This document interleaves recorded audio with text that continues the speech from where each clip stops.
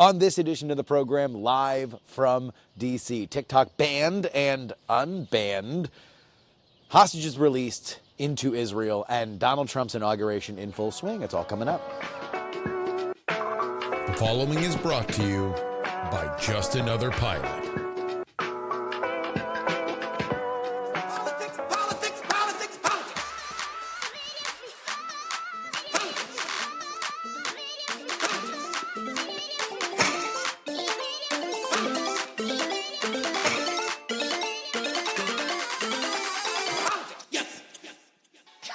Hello and welcome everybody to the Politics program, live from the streets of Washington, D.C. We are getting ready for our We're Not Wrong live show this evening, but we need to make sure that you guys get your content, and holy crap, is there a lot of news. Last night, TikTok went down, and right now it is back up. This after Donald Trump makes assurances that he is going to sign an executive order. We will have more on at least the first half of that. Then we will talk about the back half. We have a ceasefire in Gaza, and 3 of the Israeli hostages have now been released into the custody of the IDF, and Donald Trump's inauguration obviously ongoing. As I speak to you right now, it is 36 degrees in D.C. It is scheduled to get colder and indeed snow within the next few hours. That is going to be the miserable temperature that has chased Donald Trump's inauguration indoors. And so, we begin. All that. But first, I'm going inside. Turn now to the Middle East, where a ceasefire is moving forward with the expected exchange of hostages and prisoners between Israel and Hamas. Let's go to ABC's chief foreign correspondent, Ian Panel, with the very latest from Tel Aviv. Ian, what is going on? Yeah, I mean, incredible scenes here. We've been coming to this square pretty much since straight after October the 7th, 2023, when this was set up as a place for the families, the friends, the supporters of the families of the hostages who were taken. Remember, more than 250 were captured. And we now know that the first 3 of 33 to be released as part of this ceasefire deal are going to be released today. We've been seeing pictures up there of what appears to be Red Cross vehicles inside Gaza. We think possibly on their way to try and collect some of them. And a reminder of who these people are. These are deeply personal stories for so many people. We spoke to the sister of Romy Gonen. She was at the Nova Music Festival. She was on the phone to her mum as she was being attacked, said, "Mum, I've been shot," and that was the last that she'd heard from her. The 2 other hostages who are going to be released today, also young women, and this is expected to happen in the next couple of hours or so, in exchange for hundreds of Palestinian prisoners. It is a historic day. Finally, the guns have fallen silent. Relief for people inside Gaza. We've seen people already streaming back to what is left of their homes. And huge relief for Israelis as well. There's a small minority who are opposed to this, but the vast majority have been supporting the families of the hostages. They also want to return to some semblance of normality. But a reminder, this is going to be hugely challenging for President Trump's team. This is just phase 1. Phase 2 and 3 need to see the release of all of the hostages, dead or alive, and the crucial question of what comes next. What does Gaza look like? Who governs Gaza? Remember, Hamas is a military organization, but it was also the government inside Gaza, elected democratically.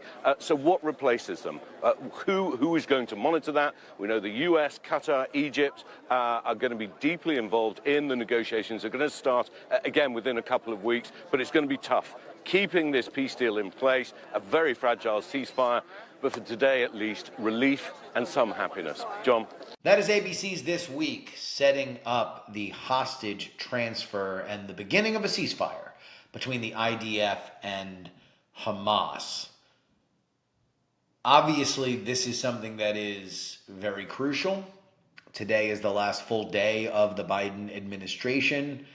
October 7th, and the negotiations between Hamas and the IDF have been something that have been top of mind for the Biden administration. Nothing got done until the election had been settled and everybody knew that Donald Trump was coming back into office. This now is going to be in the lap of the Trump administration.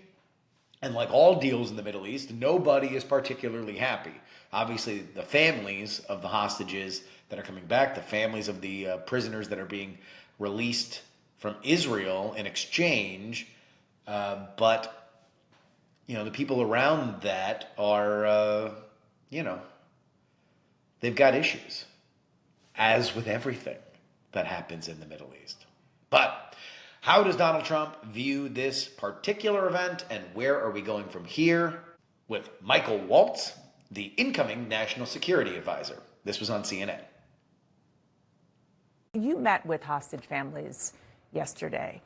I'm going to be speaking with two of the families later this morning, including the family of American Adon Alexander, who is still believed to be alive and expected to be released as part of the second phase of this deal.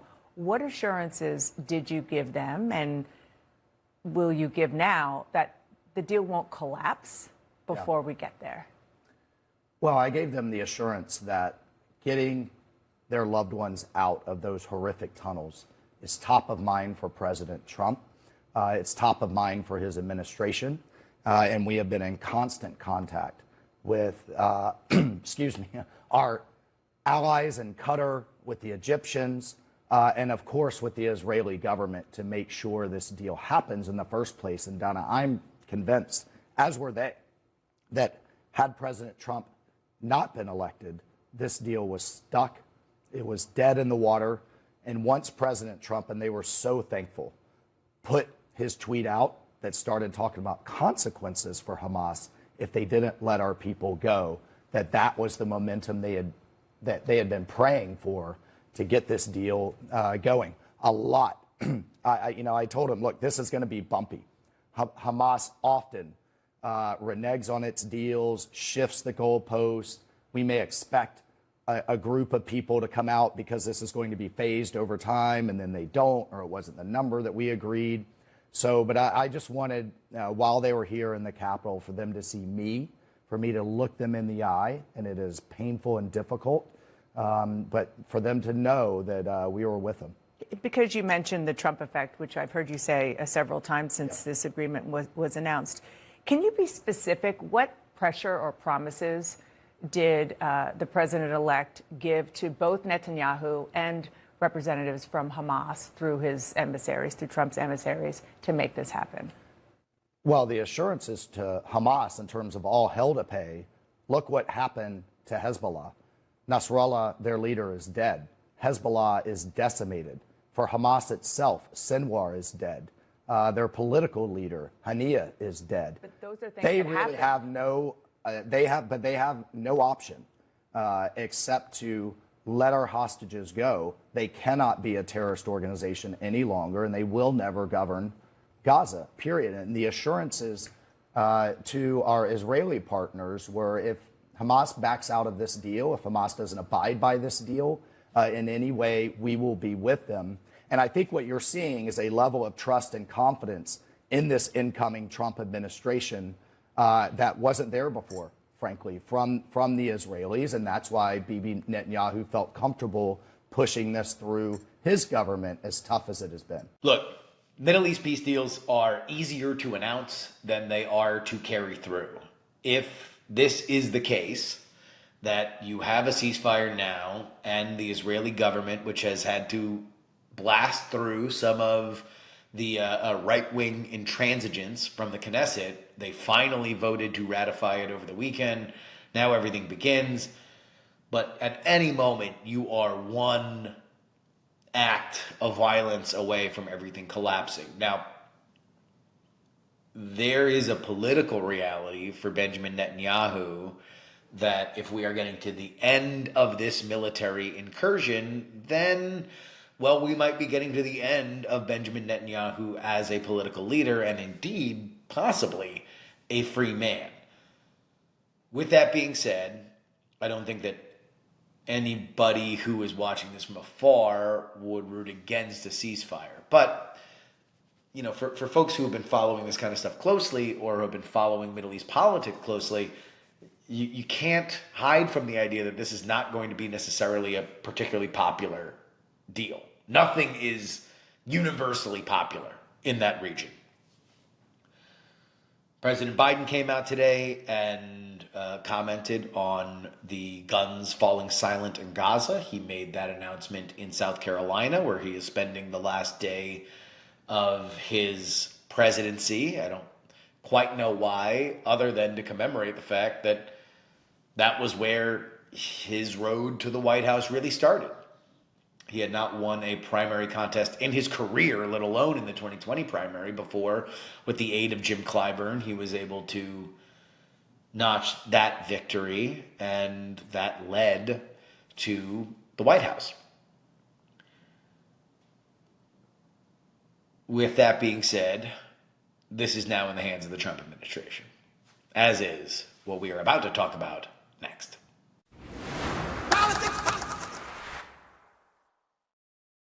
Rachel, you heard the message. Donald Trump is working on this, basically, is what TikTok's saying. You spoke to Trump about this. He wants to keep TikTok alive. Yeah, I spoke to President-elect Donald Trump on the phone for a wide-ranging interview yesterday, and I asked him directly what exactly his administration could do. What could he do to save TikTok, as he says that he wants to do? He told me he would like to do a 90-day extension, that he said he would likely do that as they sort of figure this all out. We know that he has been in talks with the CEO of TikTok, that he plans to attend the inauguration. I also just found out that he also plans to attend his rally tonight. The TikTok CEO is attending Trump's rally tonight.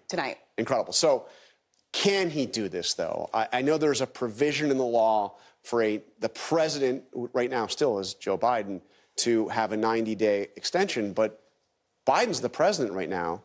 Can Trump actually do this when he gets sworn in tomorrow? And what is interesting here, John, is because you have some top Republicans, including allies of the president-elect, who say, no, he cannot. I will tell you, we just got this statement moments before we came on the air from Senator Tom Cotton, who says, now that the law has taken effect, there is no legal basis for any kind of extension of its effective date. So that's pretty clear cut coming from a top Republican in the Senate. Elizabeth and I were talking about this. There was an opportunity for this 90-day extension, but it had to happen before the law went into effect. There also had to be progress on a sale. And I will tell you, in my conversation with the president-elect, there was no indication that there was any progress on that front. And we've heard nothing. We know there's an offer out there, talk of a second offer, but there's no progress that we can see towards the sale of TikTok, which was what this law called for. Anyway, Elizabeth Schulze. That is ABC's This Week on the then shuttering of TikTok. As I speak to you right now, I am able, let's see, we're going to do this live. I was eating almost 1,000 calories. I am able to watch TikTok. I don't know. Oh my God. I don't want an exclusive gift. Here we go. There we. If we're not supposed to eat batteries, why'd they make them taste so good? So obviously they're sending their best again on TikTok. It is now going again, and this comes after Donald Trump put out on Truth Social first at this morning, save TikTok, then a longer statement saying that he is going to sign an executive order that will, I guess the technical way that he's going to go about this is to not enforce the law that was passed by a Republican House, a Democratic Senate, and a Democratic president. It was upheld by a conservative Supreme Court. Let's just real quick go through what this law is and what this law isn't as we look at how this will evolve. So the law doesn't actually shut down TikTok. What happened last night, Saturday night, was kind of performative by TikTok. They wanted to make this a bigger deal and put pressure on Donald Trump to act as soon as possible. That seems to have been the case, and so they have now come back. They've turned their service back on. What the law actually did was punished American companies, specifically Oracle, Apple, and Google, although not specifically those. But those are the two biggest app stores and where American data was being stored for TikTok. Trump said via Truth Social, and apparently this is something that was being worked on all this morning, that he wanted to reassure those companies that they would not be fined what the law said they were going to be fined. Trump goes on to say that within this new window, he wants for TikTok to be 50% owned by an American company. That would make the American company the majority shareholder and theoretically would have a peek underneath the hood of the company that is owned by ByteDance. I don't know whether or not this is possible. There have been a bunch of different people that have come out of the woodwork over the last few weeks saying that they would like to put together the money to buy TikTok. The question is whether or not any of the American-backed or the American VC money that is currently in TikTok would want to sell for that price, because there's no guarantee that, you know, you had offers of up to 20 billion, but is 20 billion fair? You can make the argument that 20 billion is a low ball for TikTok, that it might go for more. So right now, it is back. Donald Trump is going to take credit for it being back, but we still have a lot of questions as to where we go from here. And so we go back to Michael Waltz, the incoming national security advisor. This is him talking on CNN. As of this morning, TikTok is dark in the United States. President-elect Trump said, "Save TikTok," in just a two-word social media post. I think it's pretty clear what he wants to do. The law, of course, says that he does have the ability to put a pause on the ban for 90 days, but only if there's significant progress toward a deal to sell it. Is there a viable deal on the table? Yeah, so, you know, what's interesting here is this is about bridging from Sunday to Monday. This is about giving the tech companies, the app stores, the providers, the cloud storage, and others the confidence that we are going to work towards some type of deal and to not make this go dark. And I think that's what you're going to see in the upcoming 24 hours. The president needs optionality, and he wants it to evaluate deals that are in accordance with the law, but also protect our national security. So he's going to bring it back on. Will he bring it back online? Well, we're working literally real time, working with the various tech companies, get it back online, and buy him some time to, one, save it, but protect Americans' data and protect Americans from any type of foreign interference.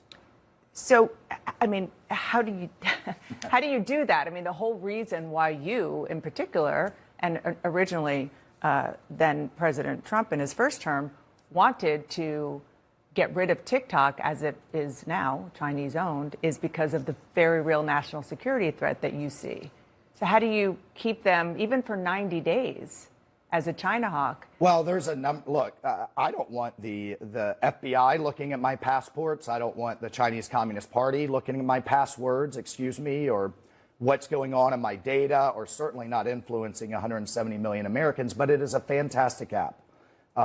It's something that 170 million Americans enjoy.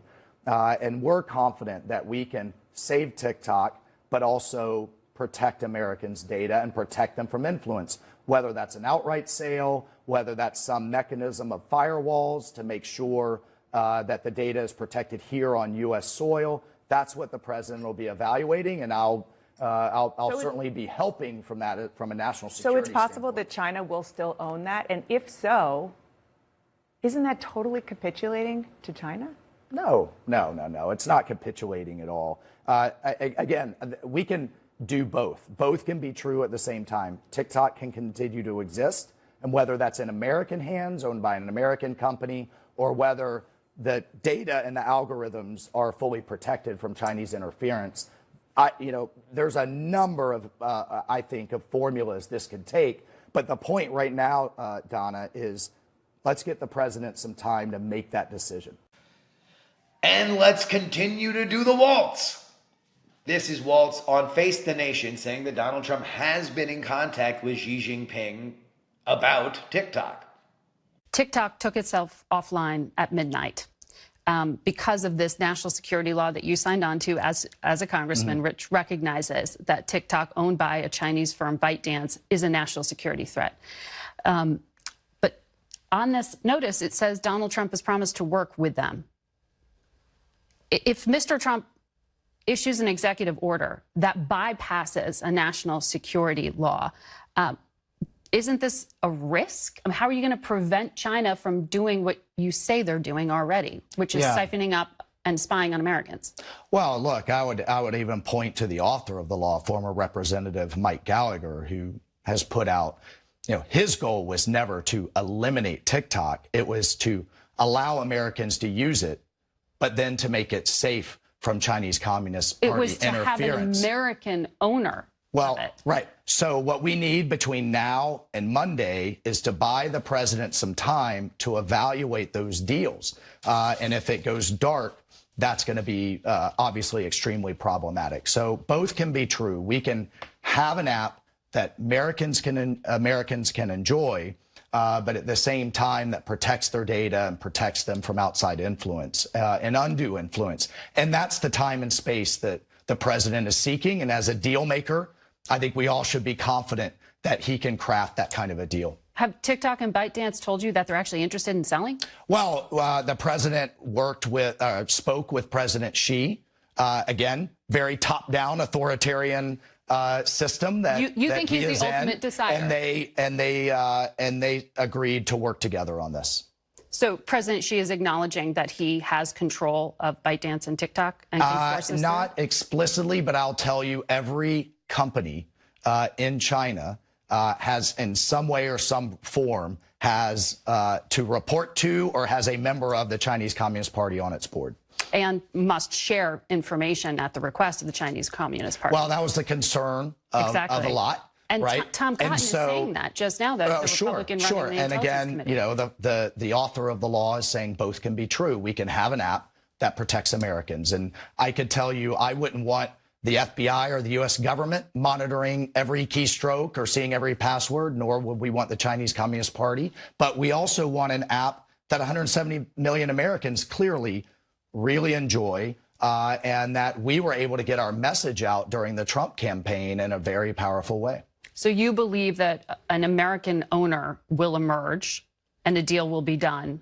I don't want to get ahead of days. President Trump on the deal, but he is definitely wanting to have the time right now, which would mean an extension, to evaluate the deals that are on the table. Okay. The Republican head of the Intelligence Committee says the law wouldn't allow for that, because you need to show that there was no, actually, the law progress. says if there's a viable deal on the table. Exactly. Right. I know You're of at saying there least, is a viable and I know of at least one from Kevin O'Leary that's been delivered to ByteDance. That the point is, what is a viable deal? Exactly. The president needs the time with the Department of Justice to evaluate what viable means. We can't do that if the thing is completely dark. And I don't know what's going to happen with that platform long term. Nobody does. It is a rebuke to some of the security state hawks that push forth this bill. It is a loss for Google and Meta, who would stand to benefit the most from TikTok going down permanently. Obviously, it is a benefit to TikTok. It is a benefit to Donald Trump, who now has rescued an app. If you are a free speech person, then it is a good win for you. But this is a very complicated situation. And there's a lot of different stakeholders that have a lot of different things to say about the TikTok algorithm's effect on the United States. So you see some of the dialogue that's happening on social media is, well, why are we regulating algorithms, but we're not regulating whether or not the Chinese can buy farmland in the United States, for example. There is probably going to have to be, and this might happen over the next 4 years, some kind of rules of the road legislation for social media companies, as they have, without a doubt, now eclipsed what we thought of as mainstream media, which was regulated by the government on some level. But as it stands now, the bipartisan bill, which again, Don't get this confused. I saw some stuff online about like, oh, well, Donald Trump started the TikTok ban. He did not start the TikTok ban. Donald Trump threatened to ban TikTok in 2020. That's what led to the deal between TikTok and Oracle to do Project Texas, which stored American data in America. That was its own finished story. Then we have a few years where there is pressure building, and you have the GOP House, Democratic Senate, Democratic White House, and conservative court all agree that this is the law of the land. And now you can make the argument that this is Trump blinking. This is Donald Trump capitulating to the CCP. And we're going to have these conversations going forward. But as for right now, if we weren't supposed to eat batteries, then why'd they make them taste so good?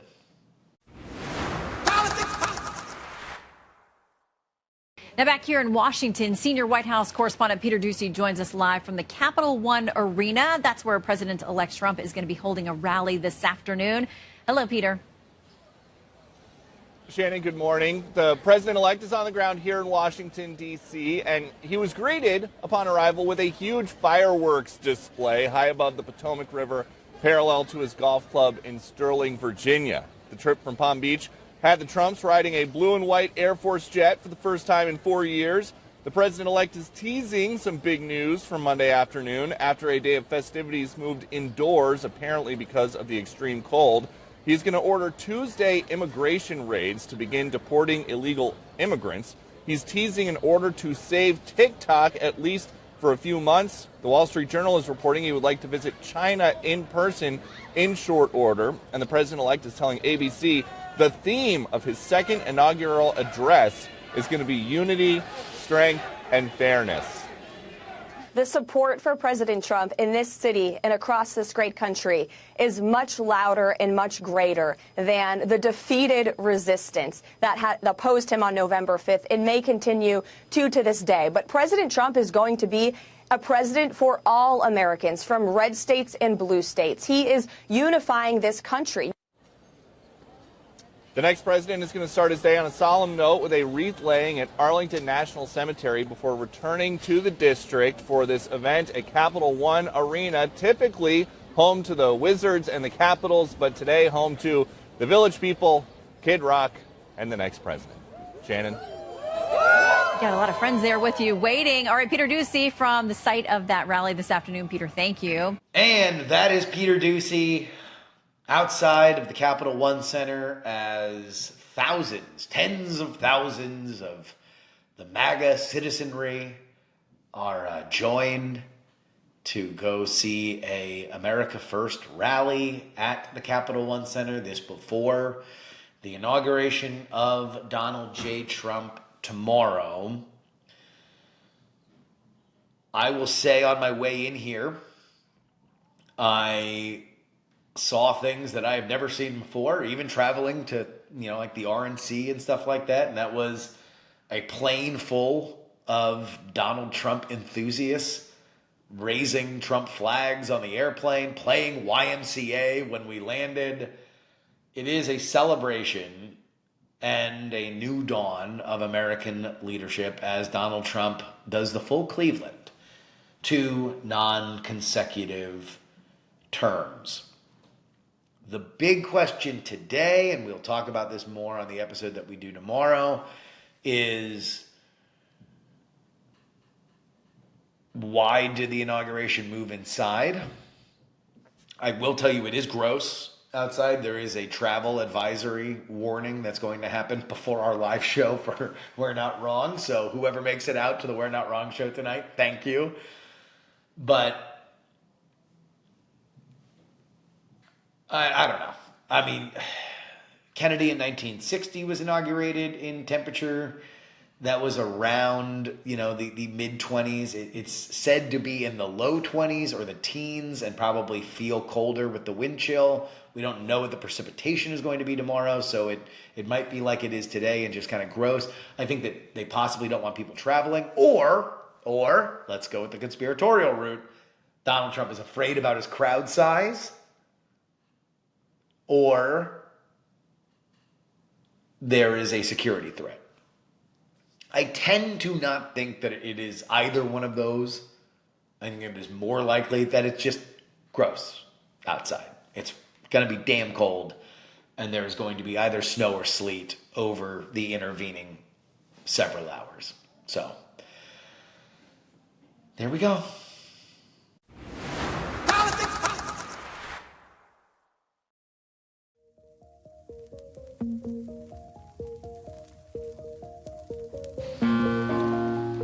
And that'll wrap it up for us today. Politics, Politics, Politics, brought to you by you, everybody who supports us here on Substack.